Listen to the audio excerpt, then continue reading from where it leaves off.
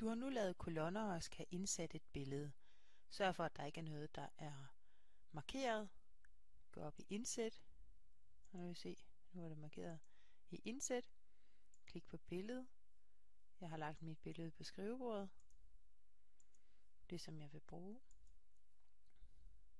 Det tager lidt tid for den her computer at få den ind. Men der kom den.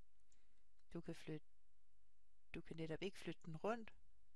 Men hvis du går op i billedværktøjer og klikker på billedværktøjer og går ned på den, der hedder ombryd tekst og vælger firkantet, som er den jeg vil anbefale, så kan du flytte rundt og lægge dit billede der, hvor du gerne vil have det.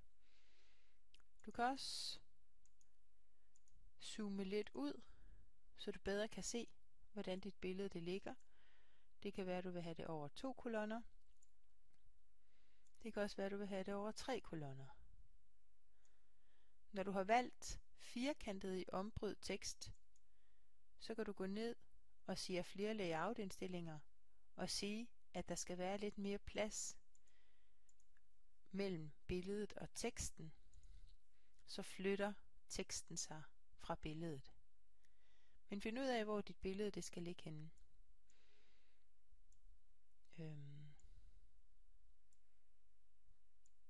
Sådan så det ligger pænt.